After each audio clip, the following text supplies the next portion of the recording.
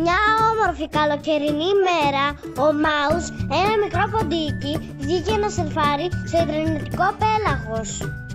Ο αέρας φυσούσε αρκετά και το ποντίκι μας βρέθηκε σε ένα μικρό νησάκι, στο νησί της δημιουργικότητας.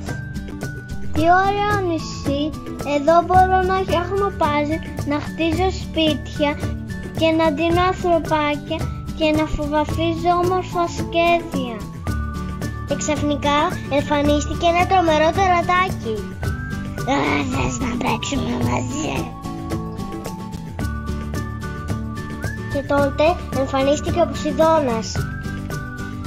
Όταν αισθανόμαστε ότι κάτι είναι τρομακτικό, δεν παίζουμε μαζί του, γιατί σίγουρα δεν είναι για την ηλικία μας. Μετά από αρκετή ώρα, ο άνεμος το πήγε στο νησί της εκπαίδευσης. Τι ωραίο νησί, εδώ μπορώ να μάθω τόσα πράγματα, ακόμα και μέσα από παιχνίδια. Έχει πολλές πληροφορίες, σαν να βρέθηκα σε μια τεράστια βιβλιοθήκη. Και τότε εμφανίστηκε ο Θεός Ποσειδώνας. Πρόσεχε ποντικάκι, όλα αυτά που διαβάζω νομίζω ότι δεν είναι αληθινά, έχει τα μάτια σου ανοιχτά. Ο αέρας φυσούσε πολύ και το ποντικάκι πήγε σε ένα νησάκι στο νησί της ασφάλειας. Τι ωραίο νησί.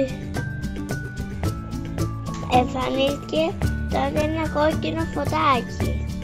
Πάτησε, γράψε το όνομά σου και το τηλέφωνο σου. Ευτυχώς εμφανίστηκε ο Ποσειδώνας. Όχι ποντικάκι μου, αυτά είναι προσωπικά δεδομένα. Δεν είναι για το καθένα. Απαγορεύεται να τα δώσεις.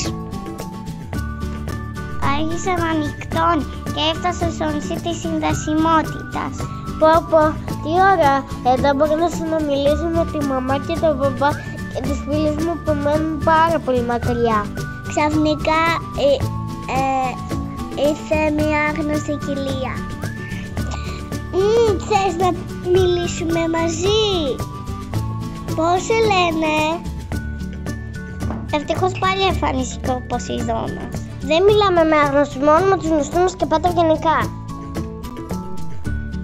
Ο Ποσειδώνας του έδωσε άλλη μία συμβουλή. Την επόμενη φορά όμως που θα σερφάρεις, να πας ή με τη μαμά σου ή με τον μπαμπά σου για να σε προφυλάξουν από τους κινδύνους που μπορεί να παρουσιαστούν. Ευχαριστώ Ποσειδώνα.